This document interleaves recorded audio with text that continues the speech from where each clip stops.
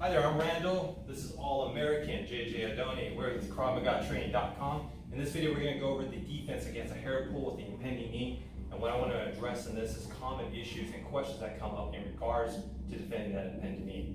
Okay, first thing issue is making sure that we actually block with our elbow. So here's a common mistake is that JJ grabs my hair, and then a lot of times because our students are used to 360 defenses, they're used to blocking with the wrist like we do against hand attacks. The issue with this is one, this can collapse on you. If he has a strong knee, this can go right through it. Also, it doesn't cause nearly as much pain and damage. So remember, yes, we want the same position similar to position number 7 on our 360 defenses. However, the contact surface needs to be with the elbow twister, because obviously that sucks, right?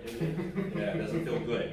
So think of it as more like a forearm than an elbow strike. Just kind of punch down into it, but make sure the contact surface actually is with the elbow, not the wrist bone like you guys do on 360 defenses. Now, the second issue that comes up when we ask students to make sure they're making contact with the elbows, they start thinking like an elbow strike. So it looks something like this. So because it's thinking like almost like elbow number 1, the issue is you're going to miss.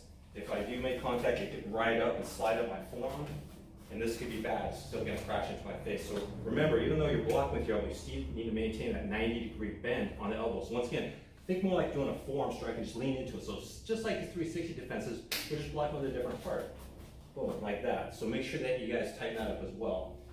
Third thing I want to address is a common question that comes up for our students is, well, what if the student or the attacker is throwing knees from a different angle? It could be with the opposite leg, it could be more of a round knee strike. So let's address that. So for one, if JJ throws that knee across, notice I just adjusted the arm over. So he can throw knees with either leg. It doesn't matter. I just make these adjustments. Now, if he does a round knee strike, I'm making the adjustment over here. If he does it on the other side, it's over there. So basically, if I do it towards the camera, it's not always like position number 7 on 360 defenses. I can do position 6. I can come across, do it over here. So this positioning is different depending on the angle of the knee. So that's something, if you haven't practiced yet, try that. Have your partner mix up different knees, different angles, makes the training a little more realistic and fun. Now the next question comes, or the next issue that comes up often is the counter striking.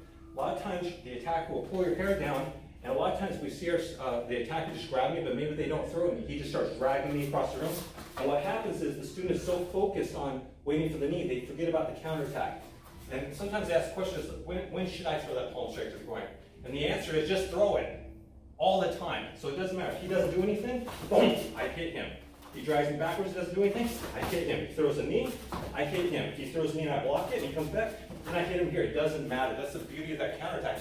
Just throw it. Whether he knees or not, or after you block it, it always works, but don't wait. All right, just throw it every time you take an advanced step, boom, boom. And then the last thing is that advanced step. Sometimes we're so focused on what our upper body is, we forget correct fundamentals, which is proper advanced steps. So watch what I'm doing wrong with this footwork here. See how my feet are coming too close together? So that's what we call double stepping, which is incorrect. Because every time our feet are too close together, we're off balance. Remember, proper fundamentals we learned from day 1 in level 1. Anytime you go forward, the forward foot always moves first, the back foot follows. And the ideal timing is when that second foot lands, that's when I should hit it with that groin strike.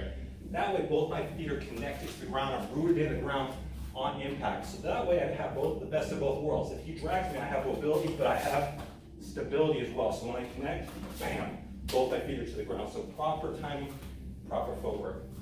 Anyways, these are common issues and common questions that come up in regards to that impending knee with the hair grab pull. These are little details that you need to implement. If you're not, be sure to do so. Anyways, have fun yanking each other's hair around, train hard as usual, and we'll see you later.